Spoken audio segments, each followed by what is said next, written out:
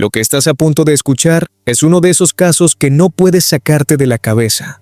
Un caso que, si eres madre, si eres abuela, si alguna vez sostuviste a una niña entre tus brazos, te va a llegar directo al corazón. Porque esta no es la historia de una extraña que le hizo daño a una niña. Esta es la historia de sus propios padres, los dos, los que la eligieron, los que la adoptaron al otro lado del mundo, los que prometieron amarla y protegerla para siempre. En septiembre de 2013, en Santiago de Compostela, España, una niña de 12 años fue encontrada muerta en un camino rural. Tenía lorazepam en la sangre, un sedante que alguien le había dado, y ese alguien no era un desconocido.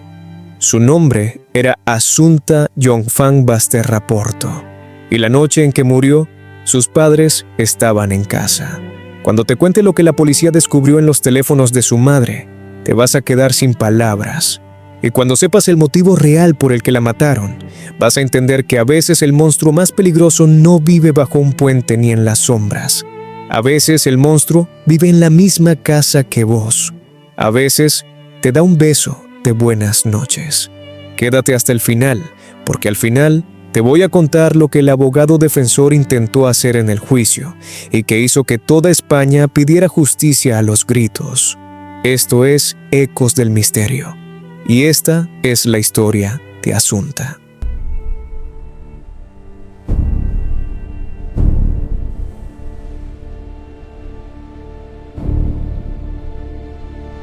Para entender este caso, hay que entender primero quién era esta niña.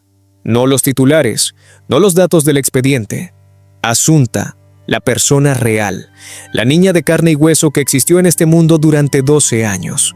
Assunta Yongfang Basterra Porto nació en China, en la provincia de Hunan, en el año 2001. Era una bebé cuando sus padres biológicos, como tantas familias en aquella época en China, no pudieron quedarse con ella.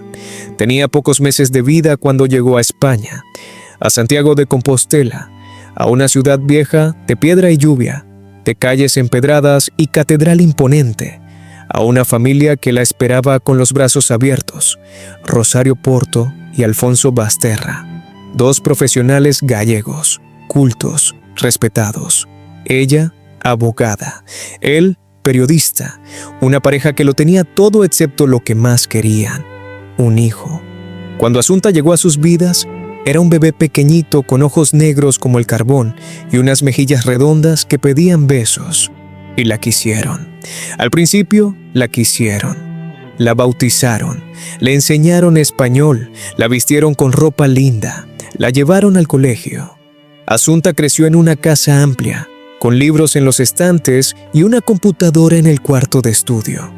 Fue a un buen colegio privado, el Colegio Apóstol Santiago. Tenía buenas notas, era inteligente, aplicada. Sus maestras la describían como una alumna comprometida, seria para su edad, con una madurez que llamaba la atención. Pero también era una niña que le gustaba la música, que coleccionaba muñecas, que tenía su grupo de amigas en el colegio con las que hablaba de lo que hablan todas las chicas de 12 años. Sus compañeras de clase la recuerdan como alguien tranquila, buena persona.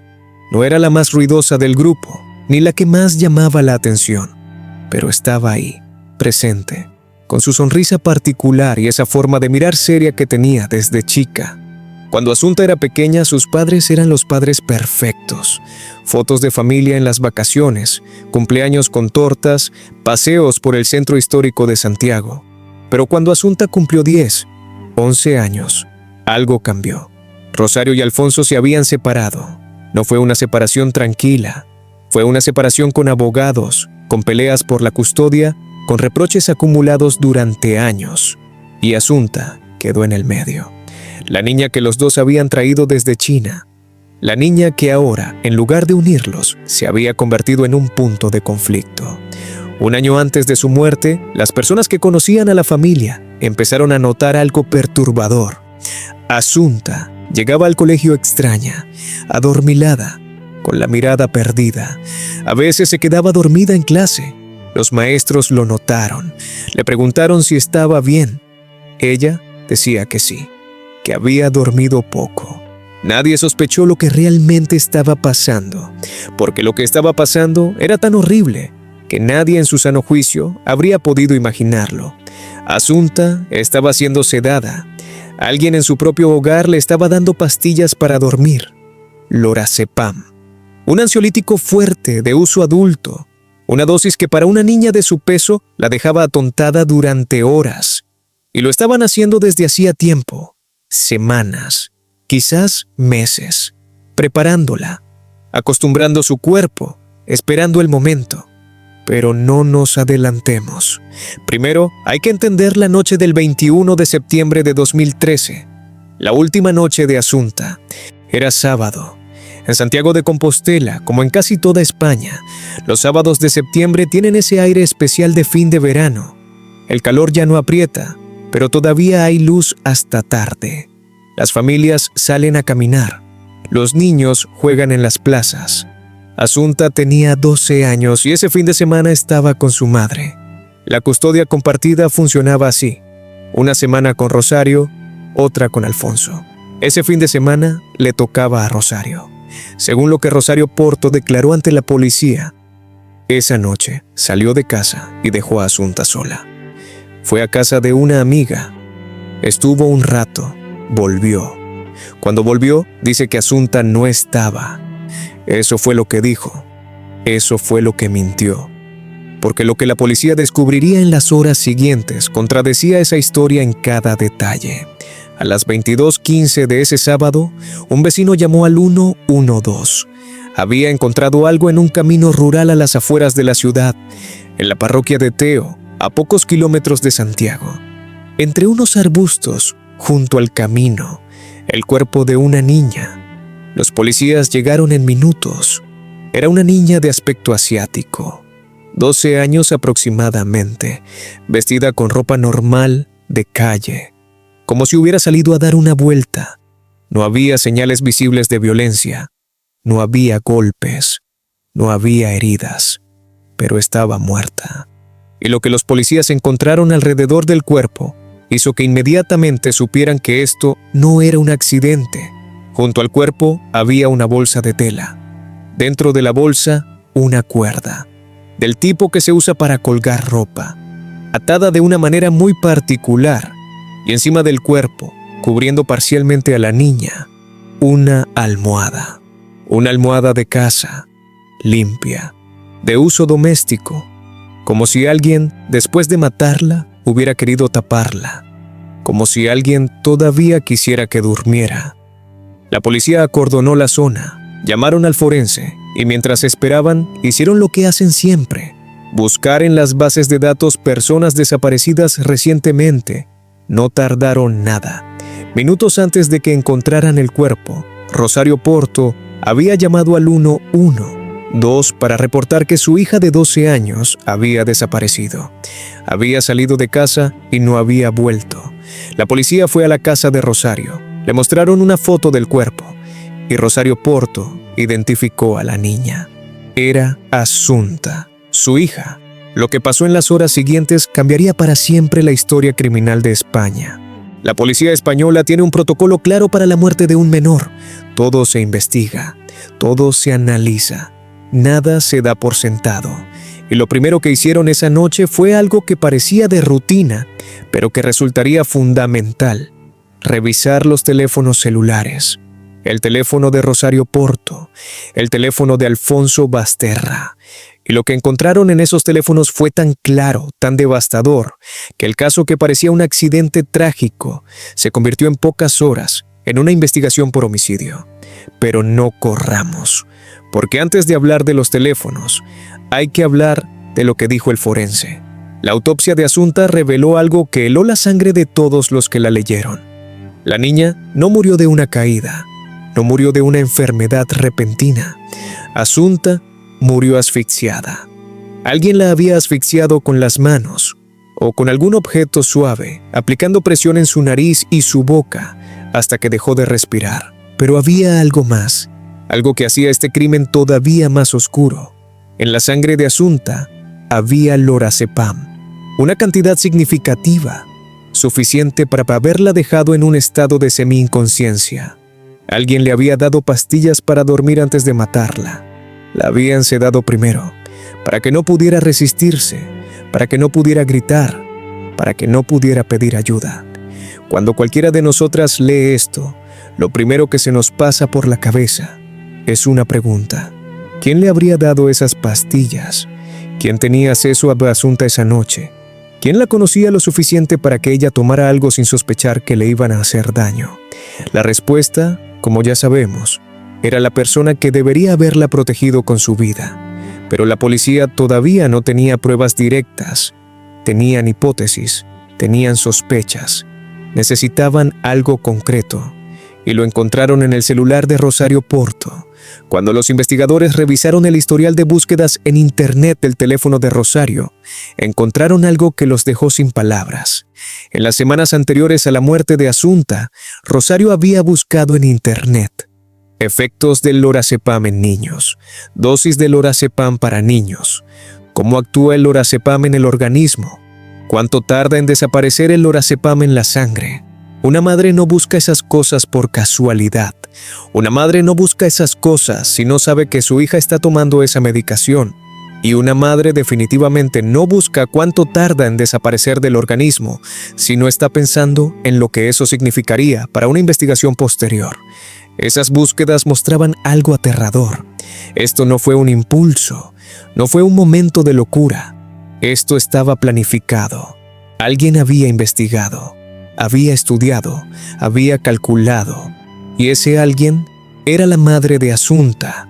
La policía también revisó el teléfono de Alfonso Basterra, el padre adoptivo, el exmarido de Rosario, y lo que encontraron ahí fue igualmente perturbador, porque Alfonso también había estado buscando, no las mismas cosas que Rosario, pero búsquedas que, en el contexto de lo que había pasado, eran imposibles de explicar de otra manera.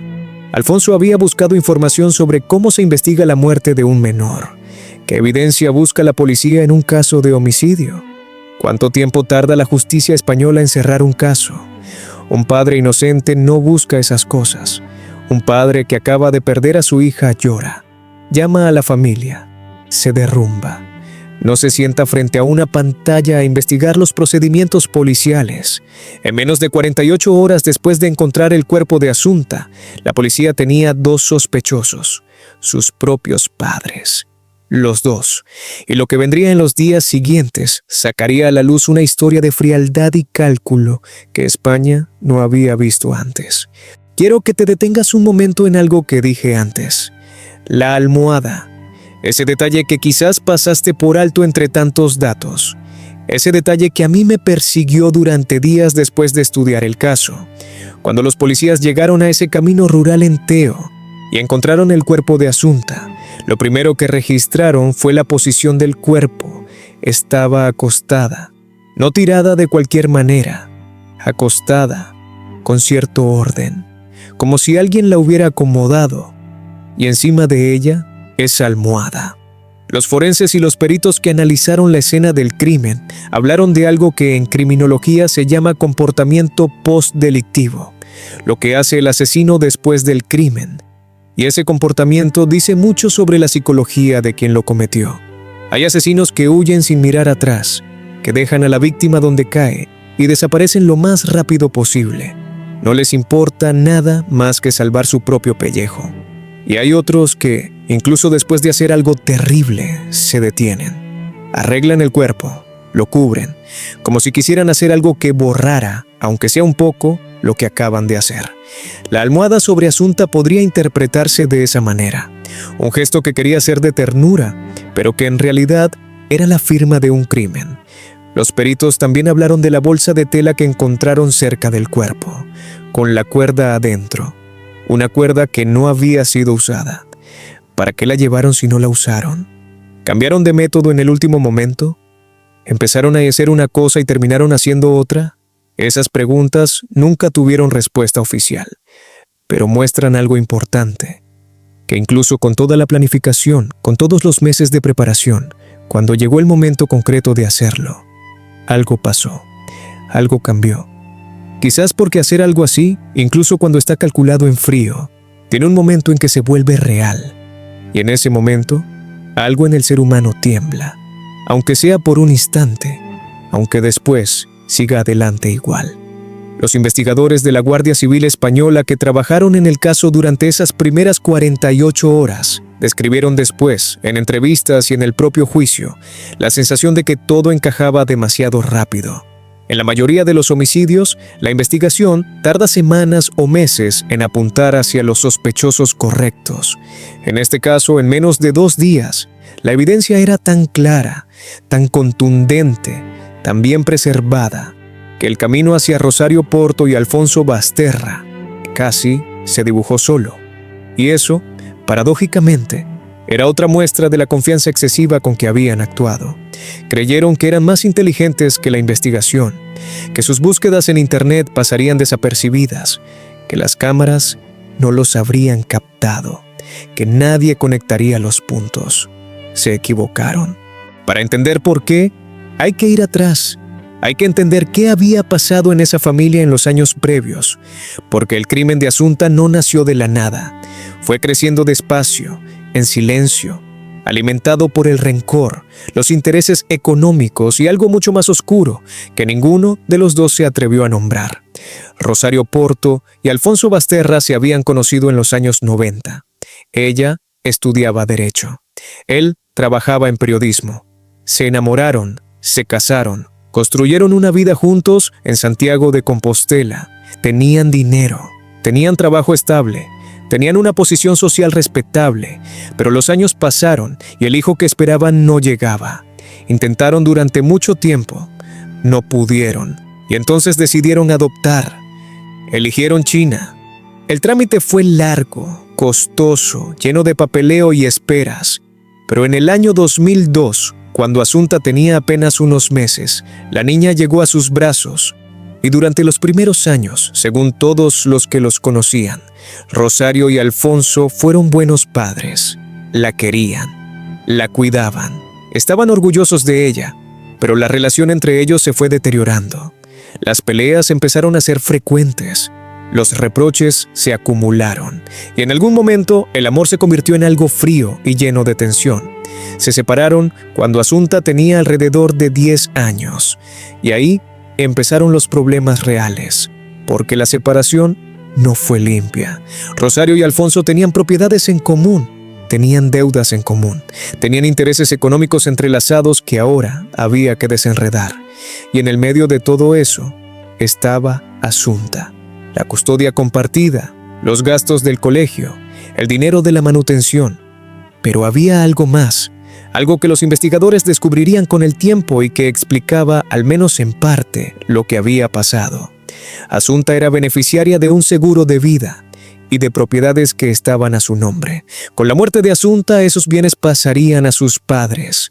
Cuando esto salió a la luz, muchos en España no podían creerlo, no querían creerlo, porque significaba que una niña había sido asesinada, al menos, en parte, por dinero, por su propia herencia, por lo que valía en papel, no como persona, no como hija, como número en un documento legal. Si sos madre, si sos abuela, sé que esto te duele de una manera que es difícil de poner en palabras, porque una cosa es leer sobre monstruos lejanos, sobre personas que no tienen nada en común con nosotras. Pero Rosario Porto era abogada, era una mujer educada, de clase media alta, con una vida que desde afuera parecía perfecta. Y aún así, llegó a este punto.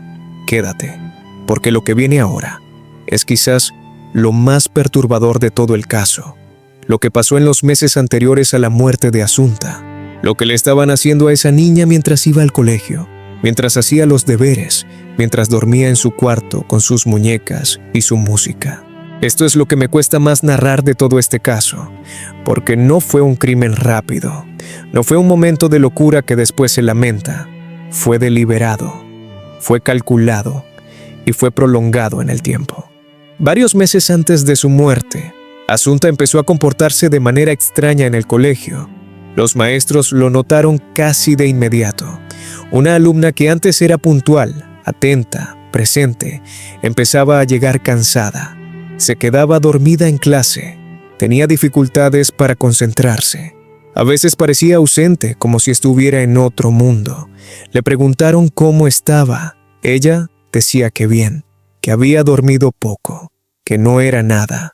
El colegio contactó a los padres. Les dijeron que estaban preocupados por el rendimiento de Asunta.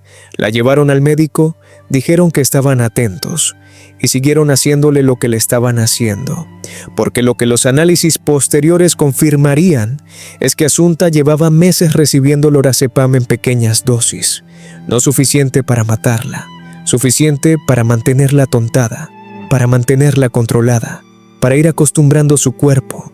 Pensé en eso un momento. Una niña de 12 años, que va al colegio todos los días, que hace los deberes, que habla con sus amigas y que lleva meses siendo envenenada lentamente por las personas que le dan el desayuno por la mañana. La forense que analizó el caso diría en el juicio que el nivel de lorazepam encontrado en los cabellos de Asunta, porque el cabello guarda un registro histórico de las sustancias que consume el organismo, indicaba una administración crónica y sostenida a lo largo del tiempo. No fue una sola vez, fue muchas veces, fue un plan. Y ese plan culminó la noche del 21 de septiembre de 2013. La noche en que alguien, o quizás los dos, le dieron a Asunta una dosis final. Le pusieron algo en la comida o en la bebida. La dejaron dormida. Y mientras dormía, incapaz de resistirse, incapaz de moverse, incapaz de pedir ayuda, la asfixiaron. La llevaron hasta ese camino rural en Teo, la dejaron entre los arbustos, le pusieron una almohada encima y llamaron a la policía para reportarla desaparecida, como si no supieran dónde estaba, como si también ellos la estuvieran buscando. Esta es la parte del caso que más me impactó cuando lo estudié para este video. No la violencia del final, que es horrorosa, sino la frialdad del proceso. La capacidad de seguir viviendo una vida normal mientras le hacías esto a tu hija, de mirarla a los ojos en el desayuno, de preguntarle qué tal le fue en el colegio, de darle un beso de buenas noches y al mismo tiempo estar planificando su muerte. Eso no es locura, eso es algo mucho más difícil de entender y mucho más aterrador. Dicen que los criminales perfectos no existen, y el caso de Rosario Porto y Alfonso Basterra es quizás uno de los ejemplos más claros de esa verdad, porque a pesar de toda la planificación, a pesar de las búsquedas en internet, a pesar de la estrategia calculada, cometieron errores, varios y graves. El primero ya lo mencionamos, las búsquedas en el teléfono. Nadie que sea inocente busca los efectos del lorazepam en niños y cuánto tarda en desaparecer de la sangre. Nadie. Pero hubo más. Las cámaras de vigilancia. Santiago de Compostela, como la mayoría de las ciudades españolas, tiene una red importante de cámaras en las calles principales. Los investigadores revisaron todas las grabaciones de esa noche y encontraron algo muy concreto. El vehículo de Alfonso Basterra había sido captado en cámaras en la zona de Teo, cerca del lugar donde encontraron el cuerpo, en un horario que no coincidía con su coartada. Alfonso decía estar en otro lugar esa noche. Las cámaras decían otra cosa. El segundo error fue la almohada. Ese detalle que al principio parecía casi poético, casi tierno, un padre o una madre que cubre a su hija después de matarla, fue en realidad una evidencia directa. La almohada tenía fibras textiles que coincidían con las almohadas del hogar familiar. El ADN encontrado en la almohada era de Asunta, y los patrones de la tela podían rastrearse hasta una compra específica. Habían llevado una almohada de su casa al lugar del crimen y la habían dejado ahí. El tercer error fue el tiempo. El llamado al 112 para reportar a Asunta desaparecida llegó demasiado tarde. Si una madre realmente hubiera llegado a casa y no encontrado a su hija, la primera reacción habría sido llamar de inmediato. Llamar al padre, llamar a las amigas, salir a buscarla. Rosario esperó. Y el tiempo que esperó coincidía con el tiempo que le habría llevado ir hasta Teo, dejar el cuerpo y volver a casa. Cuando la policía juntó todas estas piezas, la conclusión era inevitable. 4 días después de la muerte de Asunta, el 25 de septiembre de 2013, Rosario Porto y Alfonso Basterra fueron detenidos por el asesinato de su propia hija. La noticia sacudió España entera.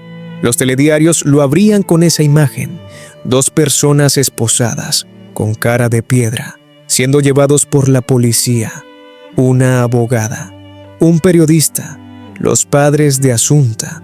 Toda España miraba esas imágenes y se hacía la misma pregunta: ¿cómo? ¿Por qué? ¿Cómo es posible? Y ninguna respuesta, ninguna explicación era suficiente para hacer entendible lo que habían hecho.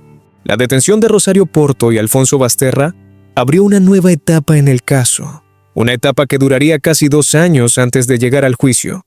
Rosario Porto y Alfonso Basterra fueron enviados a prisión preventiva, separados, en cárceles distintas, sin posibilidad de comunicarse. Y desde el primer momento adoptaron estrategias completamente opuestas. Rosario, la madre, se declaró inocente desde el inicio. Negó haberle dado medicamentos a Asunta. Negó haber tenido nada que ver con su muerte. Sus abogados construyeron una defensa basada en atacar las pruebas. Las búsquedas en el teléfono podían tener una explicación inocente. Las cámaras podían estar equivocadas. El lorazepam podía tener otra fuente. Alfonso, el padre, adoptó una postura diferente. Al principio también negó todo, pero con el tiempo su versión fue cambiando. Fue admitiendo detalles, fue reconociendo cosas que antes negaba. Los investigadores y los psicólogos forenses que trabajaron en el caso describieron a Rosario Porto como una persona con una capacidad inusual para mantenerse fría y controlada, para no mostrar emoción, para sostener una mentira con una solidez que resultaba perturbadora. Las personas que la conocían antes del crimen hablaban de una mujer inteligente, dura, muy segura de sí misma. Alguien que siempre tenía el control de las situaciones. Alguien a quien el desorden, la imprevisibilidad le resultaban insoportables. Y eso, según los peritos psicológicos, era parte de lo que había pasado con Asunta. Una niña adoptada tiene una historia propia, tiene una identidad propia, tiene una manera de ser que no siempre coincide con lo que los padres imaginaron cuando la eligieron. Asunta era una niña tranquila, pero independiente. Era seria, era inteligente, era observadora y tenía una forma de relacionarse con el mundo que no siempre encajaba con lo que Rosario esperaba.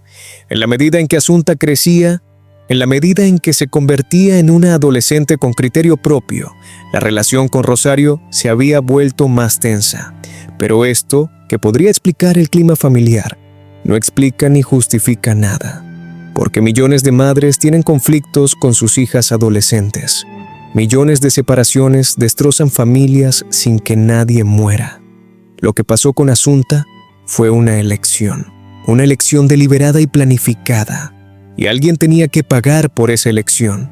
Mientras tanto, en la cárcel, algo estaba pasando con Rosario Porto que nadie esperaba. A los pocos meses de estar detenida, Rosario intentó suicidarse. Sobrevivió, fue atendida, continuó en prisión. Ese intento generó reacciones muy distintas en la opinión pública. Algunos lo interpretaron como una señal de culpa, de que el peso de lo que había hecho era insoportable. Otros lo veían como una estrategia más, una manera de generar simpatía o de preparar una defensa de inimputabilidad. Los psiquiatras forenses evaluaron a Rosario extensamente y su conclusión fue clara. Rosario Porto tenía plena conciencia de sus actos. Sabía lo que hacía cuando lo hacía. Sabía que estaba mal. Y lo hizo igual. La justicia española tomó nota de esa evaluación. Quiero hacer una pausa en la historia procesal para contarte algo que creo que es igual de importante.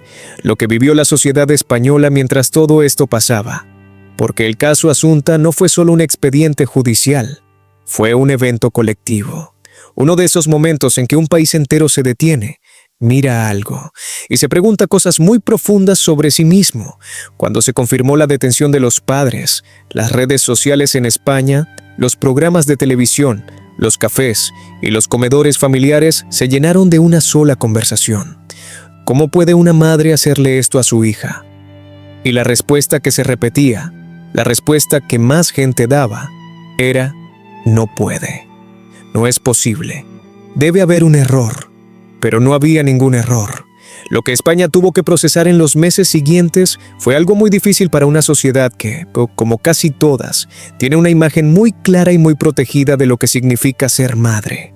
En España, como en toda América Latina, la figura de la madre tiene una dimensión casi sagrada. La madre es la que cuida, la que protege, la que da todo sin pedir nada, la que está siempre. Cuando esa imagen se rompe de la manera en que se rompió con Rosario Porto, el impacto va mucho más allá del caso concreto. Toca algo en lo más profundo del imaginario colectivo.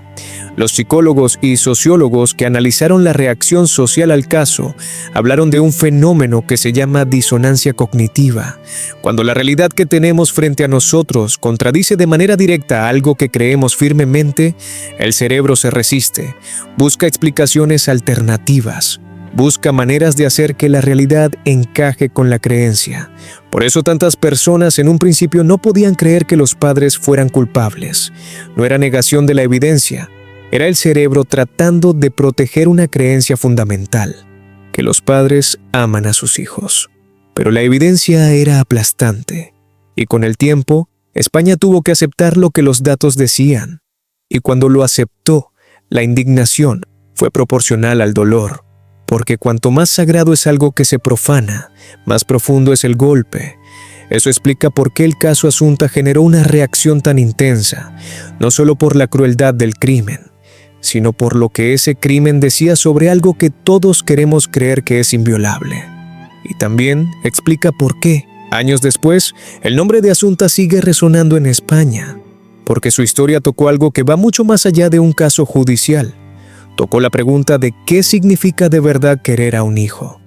Y esa pregunta no tiene fecha de vencimiento. El juicio por el asesinato de Asunta comenzó en octubre de 2015, casi exactamente 2 años después de su muerte. España entera lo siguió. Era uno de esos juicios que se convierten en espejo social, que hacen que la gente se siente frente al televisor y se pregunte cosas muy profundas sobre la familia, sobre la maternidad, sobre hasta dónde puede llegar el ser humano. La sala estaba llena, periodistas de toda España, familiares de Asunta, los pocos que quedaban, y afuera del tribunal, en la calle, gente que había ido a mostrar su apoyo a la niña, que llevaba fotos de Asunta, que pedía justicia en voz alta. Rosario Porto y Alfonso Basterra entraron esposados. 2 años en prisión los habían cambiado físicamente, pero sus actitudes eran muy distintas. Alfonso Basterra entró con la cabeza gacha, evitaba las cámaras, evitaba las miradas. Había en él algo que parecía vergüenza, o al menos el peso de lo que había hecho. Rosario Porto, en cambio, entró mirando al frente, con una compostura que a muchos resultó inquietante, fría, controlada, como si estuviera entrando a una sala de reuniones y no a un juicio por la muerte de su hija. El fiscal presentó su caso con una solidez aplastante. Las búsquedas en el teléfono, las cámaras de vigilancia, el análisis del cabello de Asunta que mostraba meses de administración del Lorazepam, la almohada, el horario del llamado al 112 y el informe forense que describía con precisión clínica cómo había muerto esa niña. Testificaron los maestros del colegio, que contaron cómo Asunta llegaba adormilada, cómo se quedaba dormida en clase, cómo había cambiado en los últimos meses. Testificaron compañeras de clase de Asunta, adolescentes que se sentaron en el estrado, y con voz temblorosa hablaron de su amiga, de la última vez que la vieron, de lo rara que estaba en las semanas antes de morir. Testificaron peritos forenses, psicólogos, investigadores, cada uno aportando una pieza más del rompecabezas, y después testificaron los acusados. Alfonso Basterra, cuando llegó su turno, habló despacio, con la voz entrecortada. Dijo que amaba a Asunta, que era su hija, que lo que había pasado era algo que no podía explicar, que le habría dado la vida por protegerla. Pero cuando el fiscal le preguntó directamente, ¿usted estuvo en Teo la noche del 21 de septiembre? Alfonso Basterra bajó la cabeza y no respondió. Rosario Porto habló más, mucho más. Construyó una narrativa elaborada. Negó sistemáticamente cada evidencia. Atacó la credibilidad de los testigos. Cuestionó los procedimientos policiales. Fue, según los periodistas que cubrieron el juicio, una de las actuaciones más desconcertantes que habían presenciado, no porque fuera convincente, sino porque mostraba hasta qué punto una persona puede disociarse de la realidad de lo que ha hecho. En un momento del interrogatorio, el fiscal le mostró a Rosario las búsquedas en su teléfono. Le leyó en voz alta cada una. Efectos del lorazepam en niños. Dosis de lorazepam para niños. ¿Cuánto tarda en desaparecer el lorazepam en sangre? Y Rosario Porto, frente a toda España, frente al tribunal, miró esas búsquedas y dijo: eso no significa nada. Cualquiera puede buscar esas cosas. La sala quedó en silencio. Ese silencio lo dijo todo. Quiero contarte algo que los grandes medios no siempre mostraban, pero que era igual de importante que lo que pasaba dentro del tribunal, lo que pasaba afuera. Durante los días del juicio, frente al Palacio de Justicia de Santiago de Compostela, había personas que se reunían cada mañana. No eran grupos organizados, no eran manifestaciones políticas, eran vecinos, madres, abuelas, personas que habían seguido el caso desde el principio y que sentían que necesitaban estar ahí. Algunas llevaban flores, otras llevaban fotos de Asunta, esa foto de niña seria y tranquila que los medios habían publicado desde el primer día. Otras simplemente se quedaban paradas, en silencio, como si su presencia física frente al tribunal pudiera decirle a alguien adentro: no olvidamos, estamos aquí. Hubo una señora mayor, una abuela de Santiago, que en una entrevista en la calle explicó por qué iba cada día. Dijo algo que se me quedó grabado. Dijo: yo vengo porque Asunta no tiene a nadie que venga por ella.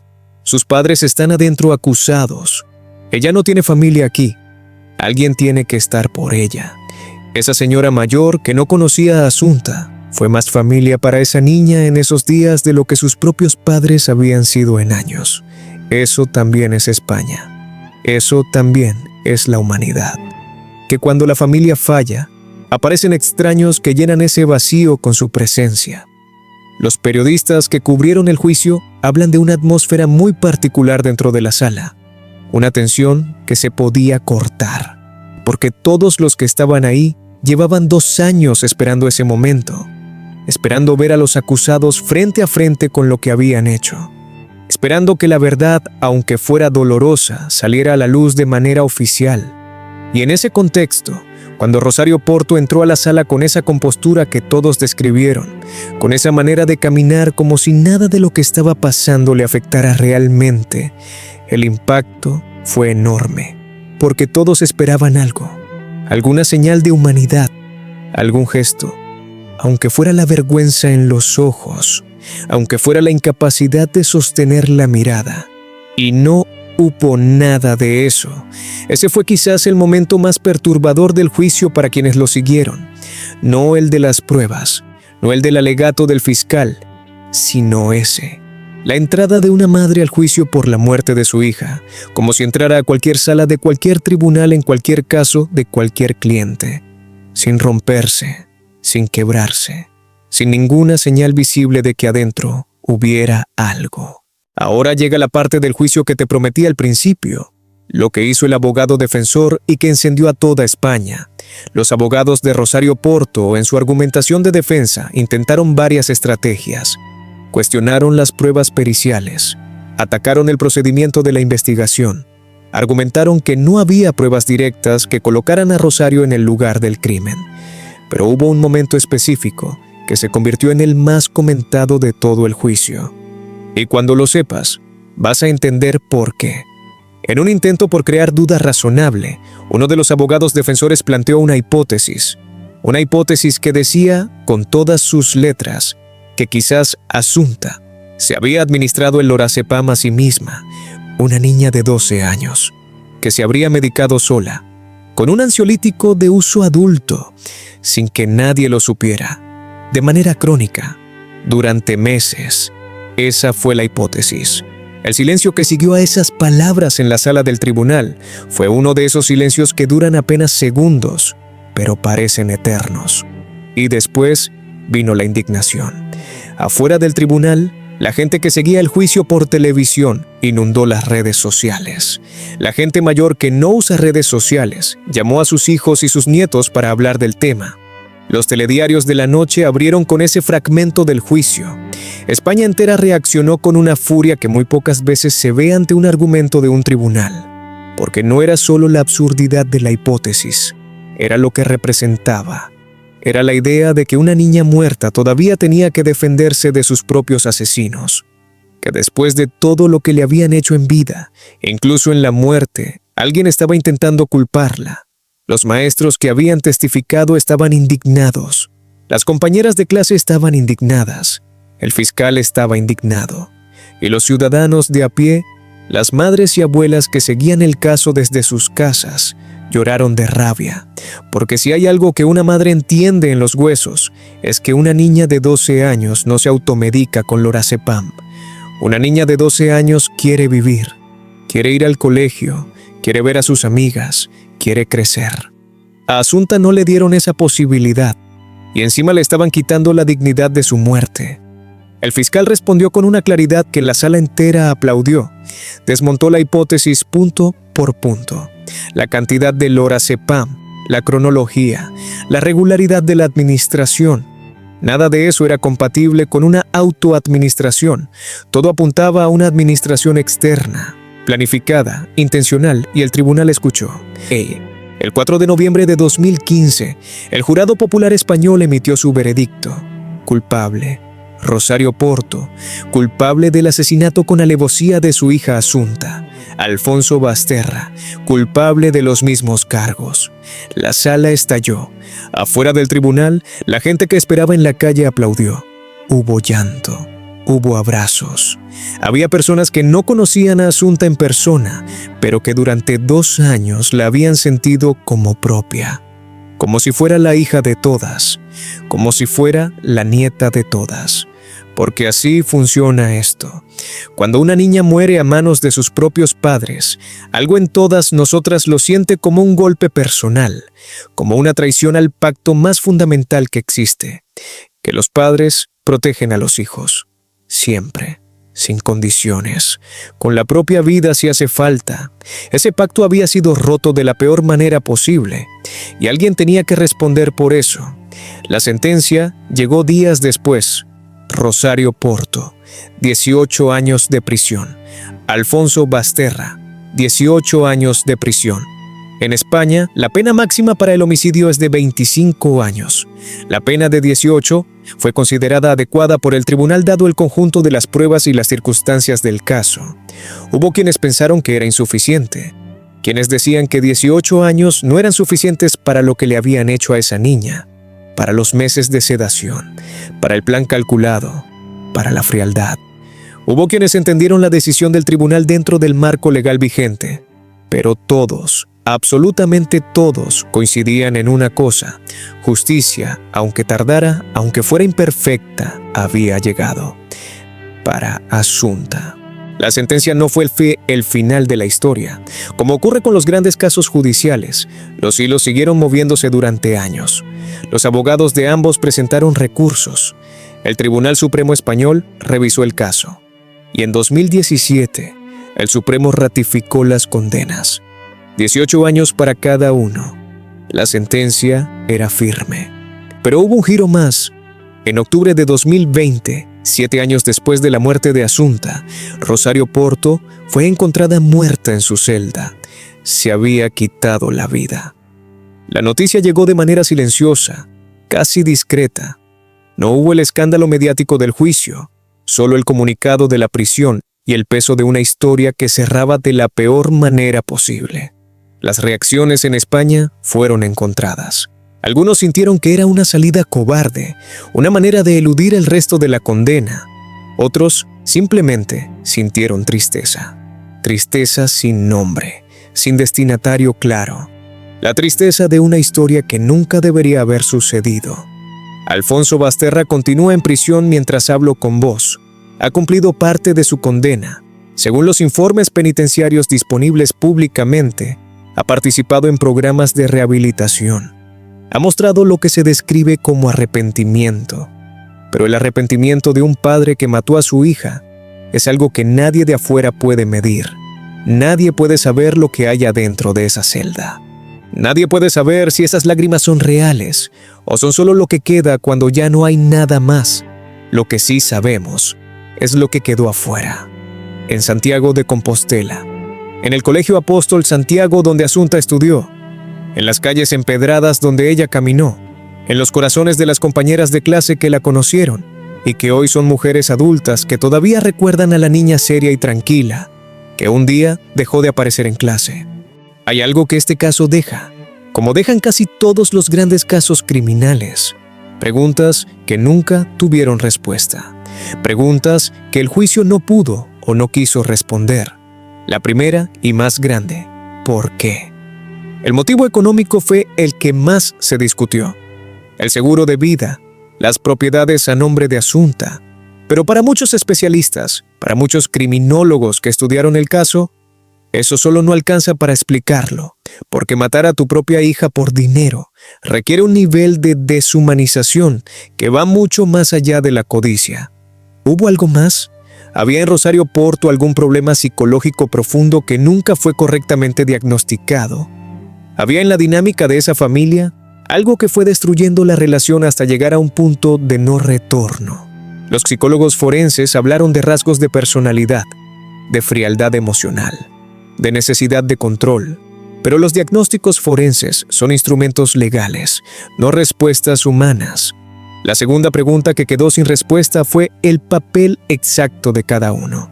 Rosario y Alfonso nunca contaron en detalle qué pasó esa noche. Cada uno apuntó al otro.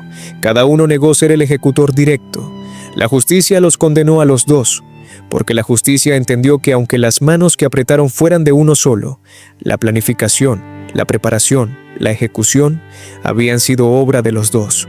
Pero el detalle preciso de esa noche, lo que pasó en esas horas entre el momento en que Asunta tomó el lorazepam y el momento en que un vecino la encontró entre los arbustos, eso solo lo saben ellos. Y ninguno lo dijo nunca. La tercera pregunta es quizás la más dolorosa. ¿Podría haberse evitado? Los maestros que notaron los cambios en Asunta, el médico que la atendió cuando la llevaron con cansancio y somnolencia. ¿Alguien debería haber visto más? ¿Alguien debería haber preguntado más fuerte? No digo esto para culpar a personas que actuaron de buena fe. Lo digo porque es la pregunta que nos persigue a todos cuando leemos casos como este. La pregunta de si había algún momento, alguna señal, alguna intervención que hubiera podido cambiar el final. Y la respuesta, en este caso, es quizás que sí. Que si el sistema de protección de menores hubiera tenido más herramientas, más recursos, más capacidad de actuar, quizás alguien habría podido entrar a esa casa a tiempo, antes de que fuera demasiado tarde. Pero no entró. Y fue demasiado tarde. El caso Asunta cambió España de varias maneras concretas. La primera fue en la percepción pública. Antes de este caso, la idea de que unos padres adoptivos pudieran planificar fríamente el asesinato de su propia hija era algo que la mayoría de la gente rechazaba como imposible, como algo que solo pasaba en las películas, o en países lejanos, o en familias muy marginales. El caso Asunta rompió ese mito. Mostró que la violencia contra los niños no tiene clase social, que los monstruos no necesitan ser pobres ni deseducados, que el peligro puede vivir en una casa con biblioteca y vacaciones de verano. La segunda fue en el sistema judicial. El juicio de Asunta generó un debate importante en España sobre los plazos de la justicia, sobre los recursos disponibles para la investigación de delitos contra menores, sobre los protocolos de protección infantil. Se crearon nuevas directrices para que los colegios y los médicos pudieran reportar y actuar más rápidamente ante señales de abuso. Directrices que, si hubieran existido antes, quizás habrían salvado a Asunta. La tercera fue en la memoria colectiva. Asunta se convirtió en un símbolo, no solo de una víctima, sino de la necesidad de cuidar a los niños, de prestarles atención real, de no dar por sentado que porque tienen padres están bien. Porque Asunta tenía padres, y eso no la protegió. Al contrario, en varios colegios de España, en años posteriores, se organizaron actividades en memoria de Asunta. Se habló con los chicos sobre sus derechos. sobre el derecho a sentirse seguros, sobre el derecho a pedir ayuda si algo en casa no está bien, sobre el derecho de los adultos a escucharlos cuando hablan. Eso, aunque suena pequeño, es quizás lo más importante que puede salir de una tragedia. Que los que vienen después estén un poco más protegidos. Que lo que le pasó a una niña sirva para que no le pase a otra.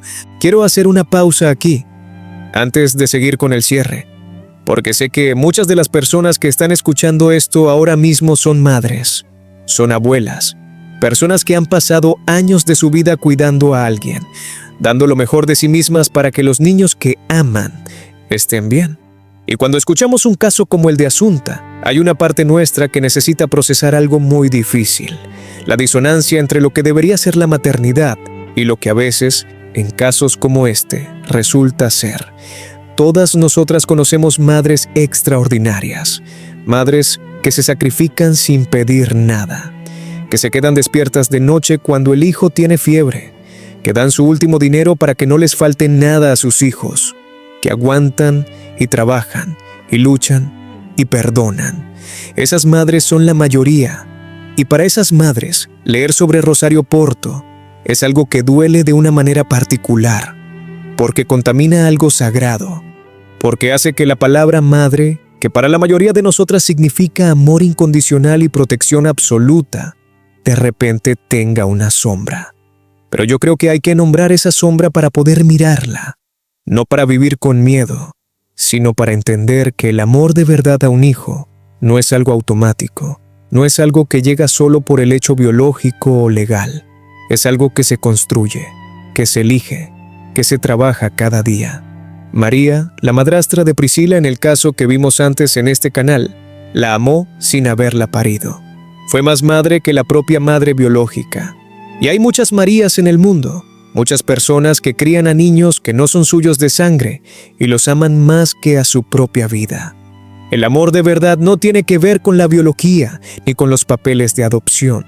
Tiene que ver con la presencia, con el tiempo que damos, con la atención que prestamos, con la decisión de estar ahí, cada día, eligiendo al niño una y otra vez. Asunta mereció ese amor, y no lo tuvo de quienes más lo debían. Pero hay algo hermoso y triste al mismo tiempo en la historia de Asunta, que a pesar de todo, ella supo lo que era el cariño real. Sus compañeras de clase la querían, sus maestras se preocupaban por ella. Había personas en su vida que la veían, que no fue suficiente para salvarla, lo sabemos, pero que existió ese amor, que hubo personas que la miraron con bondad. Eso también es parte de su historia. Y hay algo en eso que a mí personalmente me da algo parecido al consuelo. No el consuelo de que todo estuvo bien porque no estuvo bien, sino el consuelo de que ella no fue completamente invisible, de que no pasó por este mundo sin que nadie la viera. La vieron, la recordaron y la siguen recordando. Quiero terminar este relato no con datos ni con cifras, sino con algo que espero que se quede con vos mucho después de que este audio termine. El caso Asunta nos enseña varias cosas muy importantes. La primera es que los niños necesitan que los adultos los escuchen de verdad, no por encima del hombro mientras miramos el teléfono, no con la mitad de la atención, de verdad. Cuando los maestros de Asunta notaron que algo estaba mal, hicieron lo que pudieron con lo que tenían. Pero el sistema no tenía las herramientas para ir más allá. Hoy, en muchos países, esas herramientas existen, pero solo funcionan si los adultos las usamos. Si cuando un niño nos dice que no está bien, lo tomamos en serio. Si cuando notamos algo raro, preguntamos. Si no miramos para otro lado porque nos parece que es problema ajeno. La segunda cosa que nos enseña este caso es que el amor real a un hijo no tiene condiciones. No cambia si el hijo no cumple con nuestras expectativas. No cambia si la familia no funciona como esperábamos. No cambia si hay dinero de por medio, o propiedades o herencias. El amor real a un hijo es incondicional. Y cuando ese amor no existe, cuando hay algún interés por encima del bienestar del niño, es responsabilidad de todos los que rodean a esa familia estar atentos, no para juzgar, sino para proteger. La tercera cosa que nos enseña este caso es que la justicia, aunque lenta, aunque imperfecta, importa. Importa que Rosario Porto y Alfonso Basterra no hayan seguido viviendo sus vidas como si nada. Importa que hayan pagado un precio. No porque eso devuelva a Asunta. Nada devuelve a Asunta. Sino porque la sociedad necesita reafirmar que hay cosas que no se toleran, que hay líneas que no se cruzan, y que si se cruzan, hay consecuencias.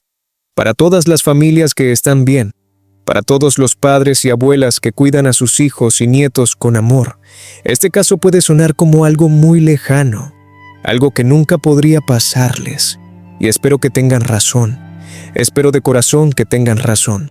Pero si este video sirve para algo, que sirva para recordarnos que nunca debemos dar por sentado que los niños de nuestro entorno están bien, que vale la pena preguntar, que vale la pena mirar, que vale la pena estar presentes, porque Asunta tenía maestros que la miraban, tenía compañeras que la querían, tenía personas a su alrededor y aún así nadie llegó a tiempo.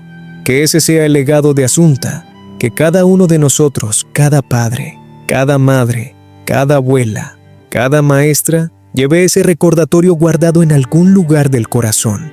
Presta atención, escucha, no mires para otro lado, porque un día, para algún niño en algún lugar, esa atención puede ser la diferencia.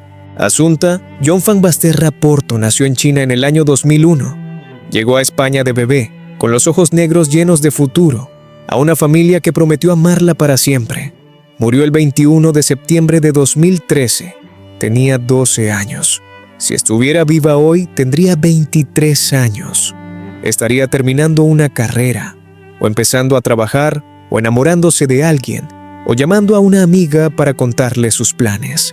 Estaría haciendo todo lo que hacen las personas de 23 años. En cambio, su historia terminó en un camino rural a las afueras de Santiago de Compostela, una noche de septiembre, con una almohada encima, y dos personas que deberían haber sido su refugio, haciéndose pasar por víctimas. La justicia llegó, tarde, pero llegó. Y Asunta no fue olvidada. España la recuerda. Este caso la recuerda. Y ahora vos también la recordáis. Eso es lo que le debemos a los que no pueden hablar por sí mismos. Recordarlos, nombrarlos, contar su historia, para que no sean solo un número en un expediente, para que sean personas reales, con nombre y cara, que existieron y que merecían mucho más. Asunta merecía mucho más. Descansa en paz, pequeña. Esto ha sido Ecos del Misterio. Si este caso te llegó al corazón, si te hizo pensar, si te emocionó, déjame tu comentario abajo. Quiero saber qué sentiste, qué pensaste. ¿Crees que la justicia fue suficiente? ¿Que faltó algo más? Y si conoces a alguien que necesita escuchar esta historia, compartirla. Porque estos casos no deben caer en el olvido. Nos vemos en el próximo misterio.